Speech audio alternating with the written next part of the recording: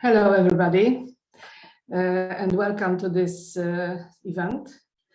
This is a part of Nordic Talks event, The Future of Our Cities, Challenges and Solutions in the Nordic region and internationally, funded by the Nordic Council of Ministers and Nordic Council. Our event is also a part of something bigger, actually of two bigger events. One is Act to Inspire, Inspire the Act, and the other one is the Plus 55 Stockholm gathering, which will take place in Stockholm in the coming week. And the goal of this event is to disseminate the findings, the conclusions, the warnings which we have gathered in several cities through our travel in Europe with the project S.O.S. Climate Waterfronts. Meeting people living in European cities, having the conversations and making alternative suggestions to the municipalities. The project has been developed with the aim to improve research with solutions and strategies to be found and might change the vulnerability of urban waterfronts. We are working with the European cities of Gdańsk, of Lisbon, Stockholm, Rome, Rotterdam in Netherlands, Thessaloniki, and also Ankara in Turkey, above Europe. The partnership is built out of academic organizations, institutions, the universities from those cities, and also non-academic organizations like Intercult. We are organizing this conversation today. The partnership is diverse, and the reason of it is simple. We want to facilitate the conversation between the different parts of the society, the researchers and the people who are listening to our messages, hopefully.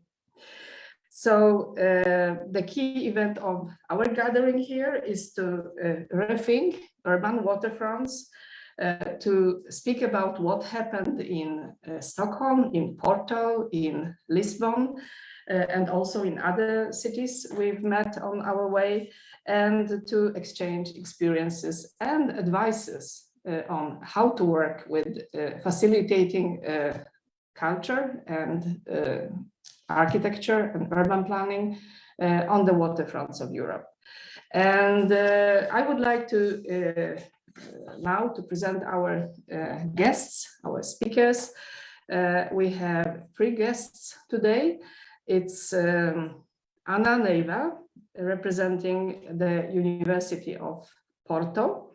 Anna is a practitioner architect and also assistant professor at the Faculty of Architecture at the University of Porto. Anna's main research focuses on art and architecture, interdisciplinarity, exploring architecture exhibitions and curatorship strategies. We also have with us Katarina Larsen, representing the Nordic countries, Sweden. Katarina is working at the Royal Institute of Technology, KTH, in Stockholm as researcher and teacher at the Division of History of Science, Technology and Environment.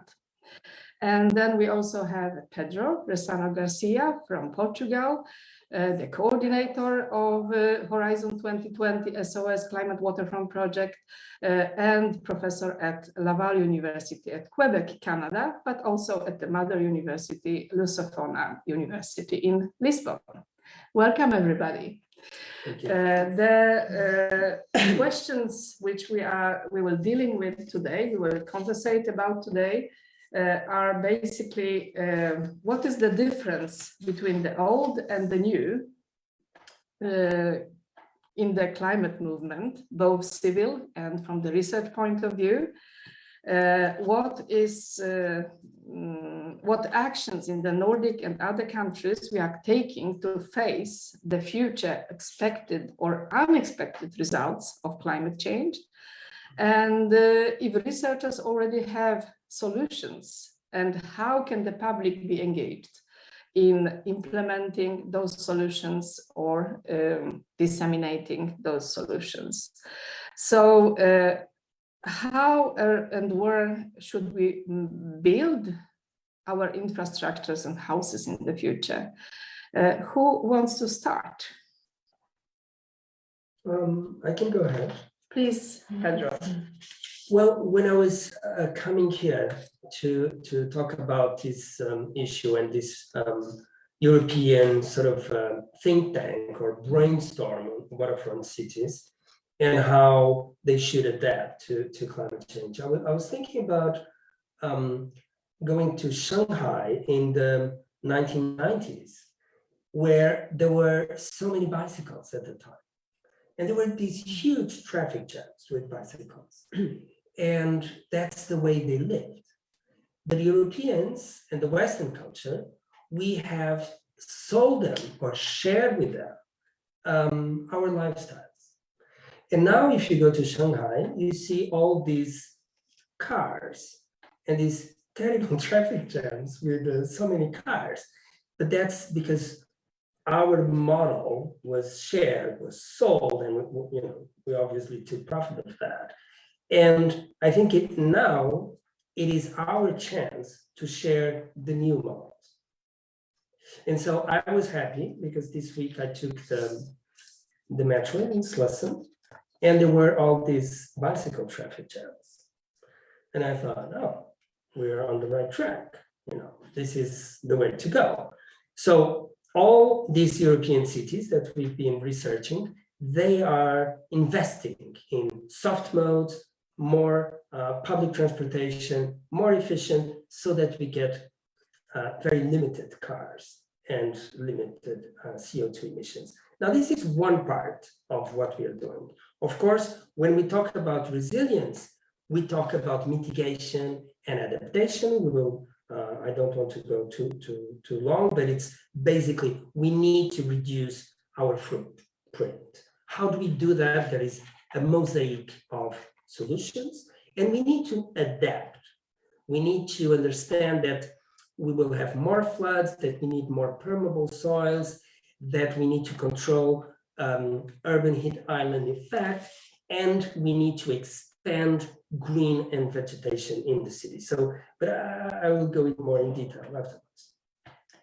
Yes, so if I may go next, I would like to add the layer of history when we're looking ahead as well, that if we go up to the north of Sweden, there are ways you build nearby the river, and there are ways that you're not allowed to build nearby the river because of the melting of the snow over the season. So I think also learning from knowledge that we have from the past, where you should build and where you should not build, is something that we have to revitalize now that the consequences of climate change may come in predictable ways, but also highly unpredictable, how we can adapt to unpredictable consequences. I think that's the main challenge, and integrating people into that process, not relying on contrasting expert and lay people's knowledge, but rather having it as a conversation, as we do today, to talk about these things and involving more user groups.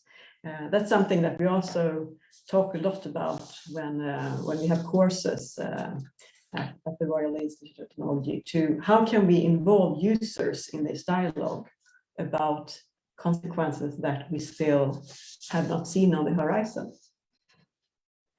Well, I totally agree with what my colleagues were commenting, and maybe I would just add this idea of the individual responsibility, because of course legislation is changing, the cities and the world is starting to be conscious and to not deny what's happening all around, but we need to go further while waiting for this legislation in the couch. And we need to think that every one of us, of every individual, can have a role in the full process, even just on their daily routine. That might be meaning taking a bike or just walking around. Not every cities are bicycle. I would say, for example, for Porto standards, to go up and down the hill, it's still quite challenging because it's not on our cultural, but to walk, it's available to everyone. And maybe to walk, to go outside, to get water to our plants in our homes, to meet the neighbors, to create this potential and something that we used to call social capital. This what is needed to then promote bottom-up changes and bottom-up strategies that can engage communities and try to reach halfway the legislation. So it's not just waiting for the governments and the industries to solve the problem, is to see and how can step by step we can meet people, starting conversations, maybe start a group, start a urban farm, start walking routines, and to connect again, not only with each other, but also with animals, with plants, with all this idea of living in an environment that is very much complete and that needs our role of each one of us. Shall I go on? Yes. Okay, so I've been thinking also how the building process and the built environment is responsible for nearly half of the CO2 emissions. So from building processes to keeping buildings comfortable inside for regarding heat and cooling systems, and how we are able to introduce passive systems, clever systems that significantly challenge the patterns that we have and that can reduce dramatically. And I'm glad to see that some of these measurements are coming into practice, but there is a certain consciousness that I still see, and I'm talking from the practitioner architect that I am also, and in different countries, it's still, that will be in a couple of decades, not now. I would say it's now, more than now, it's yesterday. You know, there is a number of things.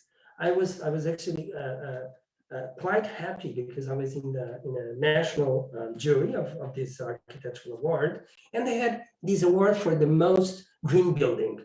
And my contribution was to remove that award. All buildings must be green. What are you talking about? So there was quite of a discussion. And then at the end, everybody agreed that, you know, of course, we cannot be possibly giving awards to buildings that are consuming huge amount of energy. That's absurd today. So I think there is a long way to go regarding buildings, but also regarding the community. I mean, we are across the bay looking at this urban farming model, that it's been there for more than 100 years. It's extraordinary. That's what I call resilient cities. That's what helped some of the local Swedish to go through difficult times and actually produce food. And now we have all these smart apps and technology that can make it even more efficient to exchange, to promote circular economy. I mean, this is what the municipality should be supporting, and not high rise and the benefit of some multinational or big corporation companies. Why do you think that the municipalities are not supporting it? Or isn't it your anticipation? Have you seen other examples that the land is taken for housing instead of those small plots in the middle of the city? Municipalities are dependent on taxpayers, so maybe that's a wrong equation. And therefore, they have a tendency to privilege these big investors that will bring a lot of taxes. Now, what we've learned also from other examples, and I wrote extensively about Barcelona, is that instead of promoting the big developer, they gave it to the small, to the family investor. And what is interesting to register is that at the end, they were able to put a lot more money moving and being invested in the city than by sitting with the 5 biggest contractor companies. And also because the cities are not just made by buildings. And we see, for example, this idea of expanding areas and to create houses that are also, and of course, a problem. People need more than a house. So they need to be able to get the food. They need to be able to move to the school, to go to offices, to go to their works. So it's an integrated system. And I was thinking when Pedro was saying about let's not award a green building, because to be green is to be just clever. And our antecessors, our vernacular architecture was clever and everything was done. So the correct solar orientation was there, the correct materials that are local materials, very low cost and low maintenance, low tech. So we're not doing rocket science, I guess someone was telling yesterday. So to learn from this historical way of doing that's totally grounded on each place characteristics, and to learn how to cultivate the food, or to learn how to build in the kind of a more wide way of thinking is the same thing. So if the buildings are correctly ventilated, orientated to the best sun exposure, to gain heating during the day, to conserve that heating in countries like in the north, in the north of Portugal, even if it looks like we are very much in the south, we have a huge problem of how to make our houses comfortable, because they are normally very, very cold and the amount of money we spend in energy, in electric energy, is huge from a normal budget of a Portuguese family. So if we design that better by learning on the bioclimatic and passive systems, that will be a huge change. So we don't need too much technology. We don't need a building that closes and opens the curtains automatically, in a sense. Of course, if we have it, great. It's like technology is helping us, but we should be able to know that from scratch. So if it's too warm inside, what to do? If it's too cold outside, how to do without relying on technology. So if we just try to simplify things, looking to the past, to try to build and to solve, because the floods was already here for centuries. Of course, they were not so frequent, but they found ways to deal with it. So it's really important to be grounded in a place where we are right now. So it means in Stockholm, the rules would be different from Lisbon, from Porto, for Thessaloniki, but in a way, the knowledge is transferable. So what we are discussing now, it's possible to be applied in every one of our cities. So that's really important to not forget that the knowledge is there already. We are not inventing anything. Is it knowledge or facts? It's knowledge, I would say. Yeah, which is transferable to I don't know, to other occupations, to people, to civil society, because it's a difference between what we know, like the numbers about flooding, about temperature, about I don't know, green energy, and then transferring it to how to use it. There is many knowledge that is there, waiting for us to discover it. I don't know, but well, my grandparents were people that work with agriculture every day of their lives. And they knew that in June, they're supposed to do some things. In September, they're supposed to do other things. And I noticed that I grew up and I don't know 1% of what they knew about the environment and how to raise food. I don't know. And I lived there half of my life, but I was not conscious that that knowledge was there. And now I'm trying to discover how to make my plants survive because I was not aware. So if we are aware, we just try to open our eyes and to see the knowledge that is surrounding us. Yeah, and maybe It's the coming out of knowledge the which books. is more based on the place which Katarina is yes. working with. Yes, so it's a very good point. I think that when thinking about solutions, you should of course think about the local knowledge and the local solutions and how they relate to these more system-based solutions. So I think it's important to keep in mind that different solutions work for different things, but this way of transferring local knowledge between different contexts, that maybe if we are in an island in the far outside in the Stockholm archipelago, there is an issue with getting fresh water. So you have to rely on local solutions for that. And that could be compared to other contexts where there's also maybe a scarcity of having drinking water for another reason.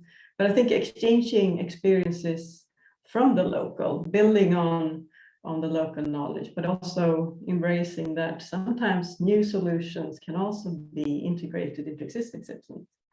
But in addition to that, I also wanted to bring up that in the work that we have been doing, looking at water solutions, there's this notion of water abundance. There's a lot of water here in Stockholm, of course, as we can see, but also this could give us an illusion that water is a resource that is everywhere, and it's we forget that we also need to take care of the water that we use and use it in a smart way. And I think using also images and illustrations to reach different groups that we want to communicate with is very important. And that's something as a researcher and teacher, I always say that, okay, so how can you illustrate this in an image, or can you show this in another way rather than only in written text? So that's something that I think is important to keep in mind, that we take in knowledge in different forms, and doing it through visual communications in plans, or how you visualize in the architectural sense is very important, because some people take in that knowledge in a very much stronger way. When we started working with this project, there was this anticipation of making the research available for a broader audience. We were not speaking about the civil society, we were speaking more about general public and maybe decision makers within the municipalities. And I sometimes wonder what is the best way of doing it. Disseminating is quite simple. It's like, I don't know, popularize with what we are doing on social media, sending the message. But I think that we need something more to make people aware of what's going on, and that is my point. That instead of disseminating, we need to build engagement. And the question is it possible to build engagement and by bridging what research has to say and trying to tell people that this is what they should do or know about? Anna, you are working a lot with those questions with civil society, as far as I understand. Can you tell us something? What is your point of view of bridging the gap between research and people, if there is a gap? Oh, there is a gap. I would say that first you need to be able to create a sense of belonging to a place. So people need to feel that they are fighting for something that matters. And that's also a long way to go. And we found that in more low standard areas of the city, where many people are being pushed away, and they create this kind of self-prejudice on not being deserver of not being they don't deserve more than what they get. And when you are talking with this kind of communities, it's really difficult to them to overlap that barrier that sometimes they build them on their own. And for doing so, you need to invest in the quality of collective space. And we're not talking about the big planning area in the city, but we're talking about creating community spaces, places where people can share, when can be outside of their homes, walking around, improving their well-being and their health, and by doing so, start to share. If they start to share, they open up a little bit more to what is coming from outside of their community, because they feel safer, they feel that they belong to that place, and they want a better future for that place and for their kids. So I'd say that this also starts by designing in a way, and to make or to create possible interactions with those communities that make them become a community. Because we were visiting a lot of neighborhoods out of Porto area this last month with students from architecture and medical school, and people were saying that, like, oh no, they I don't know, like a very simple example, they enrolled in them in a job, and after 1 month they quit. And why? When they were asked why they quit, and they said, well, I'm from this place, so I'll be doing this or now or in 1 or 2 days. So they don't believe in themselves. And this sense of community that also made by creating spaces where people can gather. It can be just a small square, it can be a market, it can be a urban farm, it can be a playground. People where spaces where people feel safe will mean that people will meet, will gather in community, will create social capital, and will be more available to the knowledge that comes to them. So we're not talking about disseminating in a museum or disseminating in a very closed and predefined valid space. We are talking about going to the city. So take the students, for example, to these neighborhoods to interact with those people, to learn what their real problems are, and to come home again rethinking on how are we going to move next. So this idea of exchange talk that all this program is about, I think it's one of the important ways to go, to create to create a dialogue with the language that everyone can understand, even if they are not architect and cannot read a plan, or cannot read a drawing or a poster, or I don't know, a master plan that's hanging there on a wall. It's to go there and talk and create a space for conversation. I think that's one of the ways to go. What do you think about using culture for that purpose? I mean, you are just a few researchers, we are just a few artists or culture producers. Can we use the language of culture in disseminating the message, in popularizing the message? Culture can be a reflection, culture can be a provocation, culture can create a space for exchanging of those new thoughts and carrying them from one world to another. Do you think it's possible, Pedro? Well, the way I see the present situation is that there is a much higher percentage among young people that are sensitive to the problems we're facing.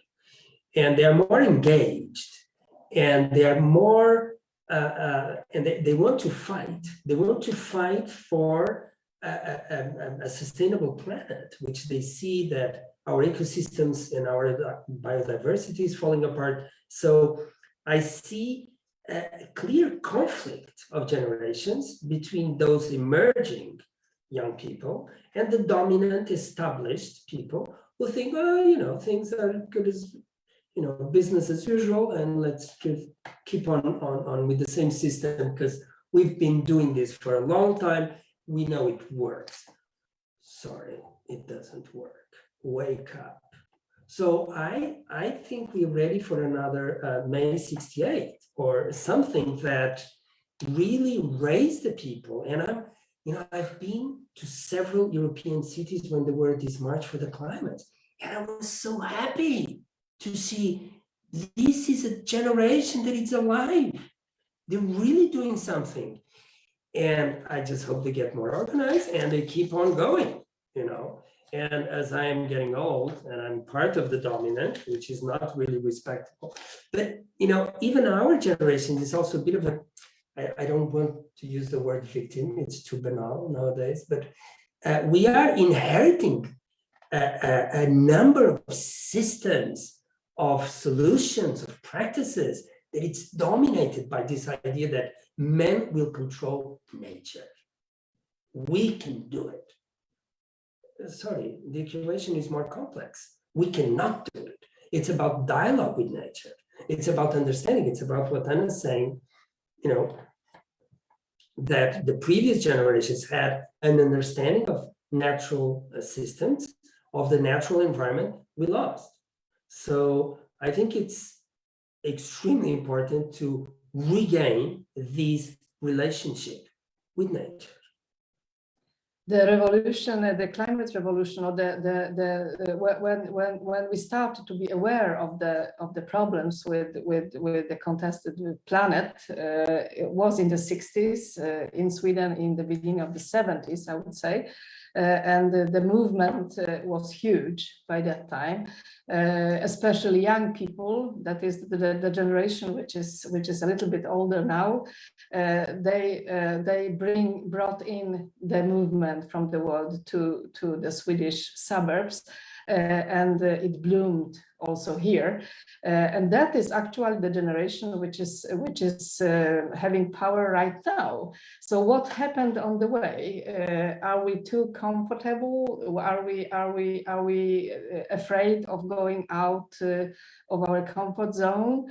Why are you pointing out the new generation as the next carrier of the message when the old one already started to do it for a long time ago? Well, probably we lost that enthusiasm. Probably that generation didn't have enough information in the parameters to be considered. They were still driving their large cars and practicing and promoting urban sprawl, and all based on car culture, and importing all this food from overseas. And now it's time for the municipality to encourage people to have greenhouses that will be heated with geothermal, so no CO2 emissions involved, or barely, and develop systems. This is a little bit what I'm doing with my students in Canada.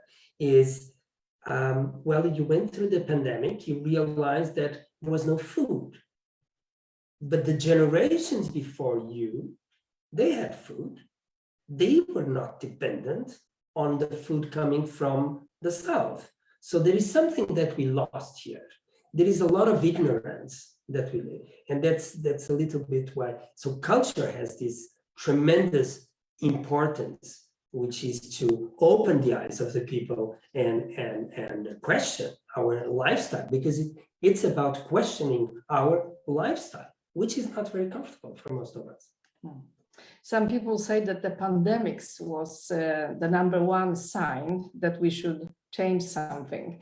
I don't treat it like #1, but definitely a big one.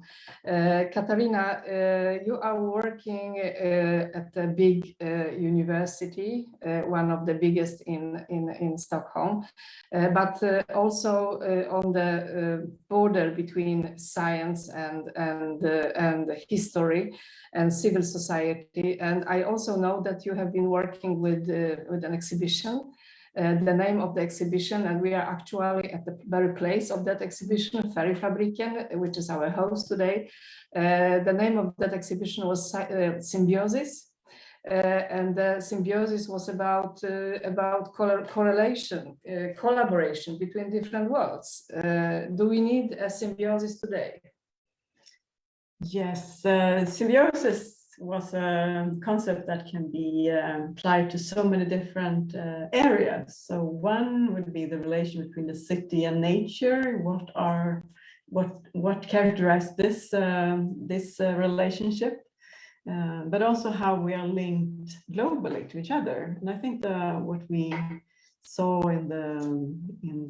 during the pandemic, but also how these chains of transport of goods, and there was a bit of a shake in how these chains functioned. So I think it was a reminder that we are connected in so many different ways.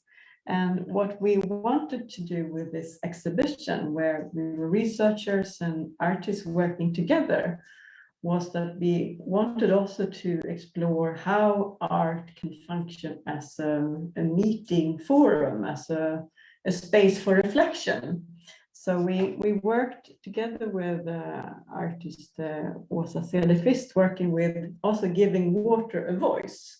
What would water tell us if we would meet the spirit of water? And what we did after that was also to have a dialogue, to use this piece of art as a forum for reflection and for discussion with policymakers and with engineers who have been designing these various systems for water infrastructures.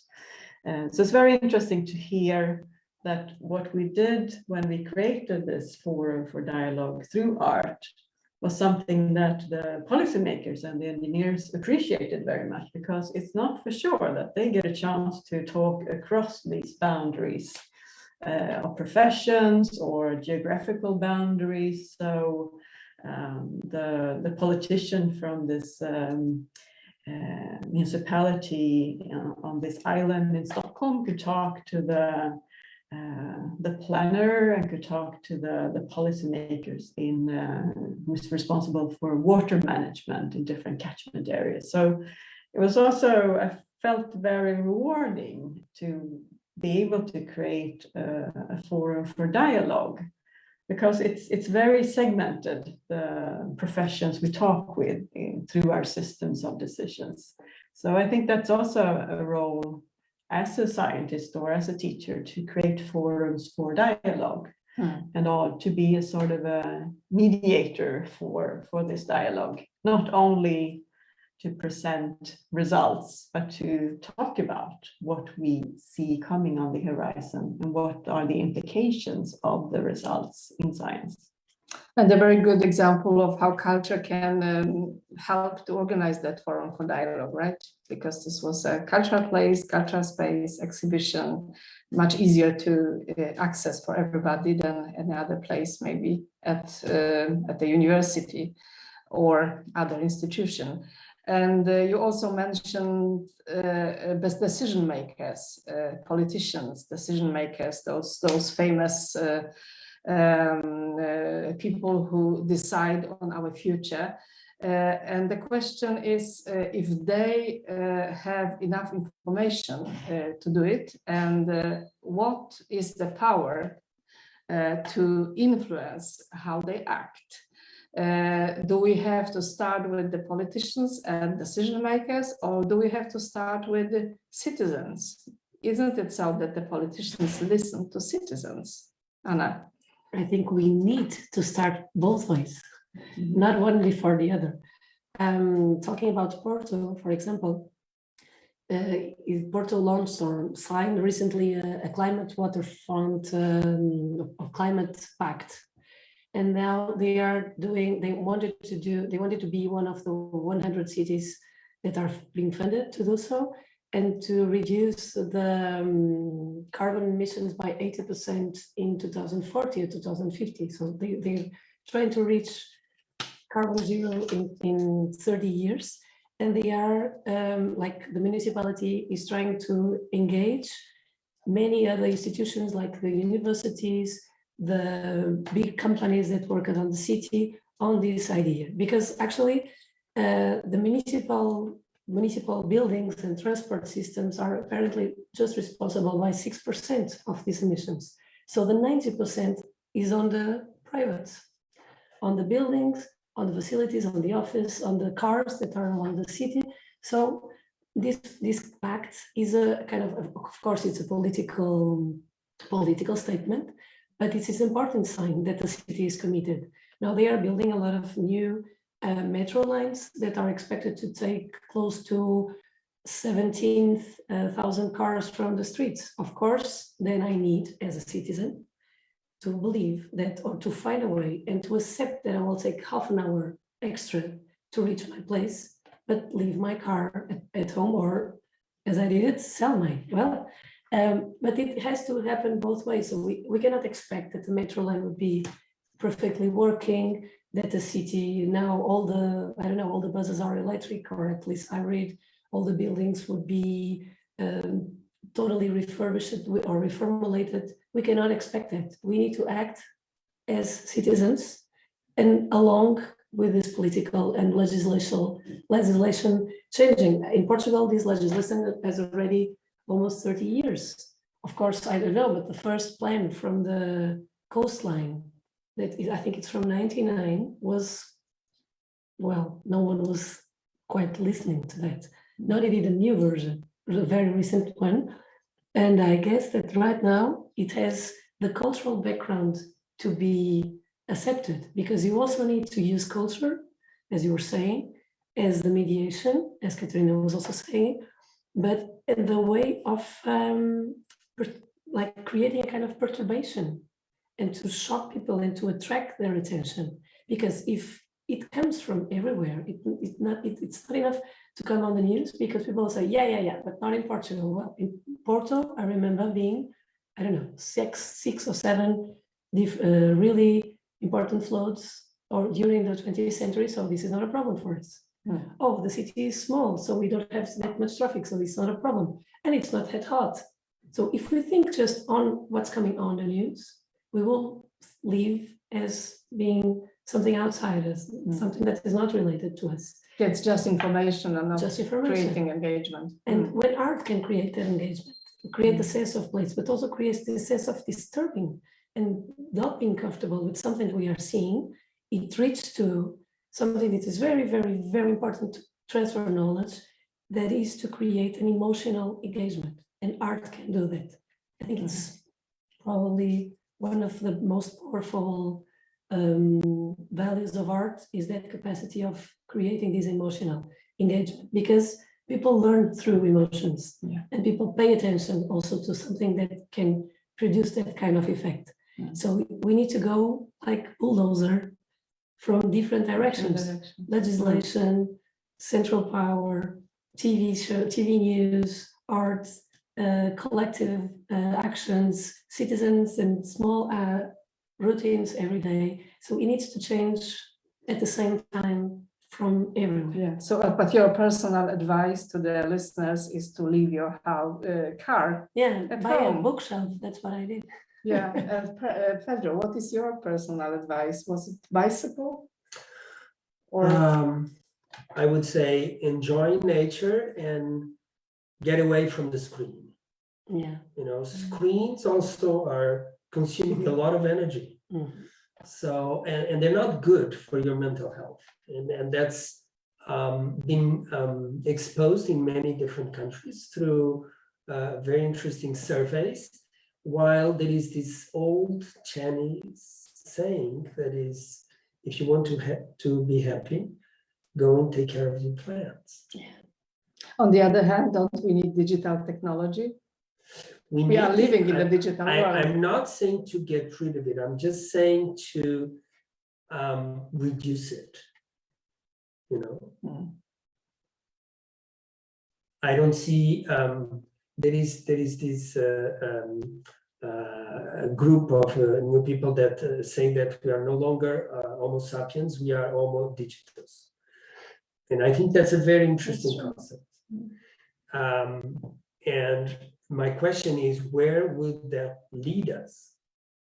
That's extremely important to reflect on. Katarina, your advice to the listeners. So my advice would be upfront, talk to your neighbor, because I think it's very important also to, if you don't have these local connections, to find ways to talk to people that you are close by every day. For example, there have been initiatives about exchanging experiences from installing solar panels in neighborhoods. And it proved to be very efficient to just have small incentives for people to have a meeting in the neighborhood. How did you solve this? How did you do this? So talking about water, for instance, it could be how can you reduce your water consumption, or what is your best tips?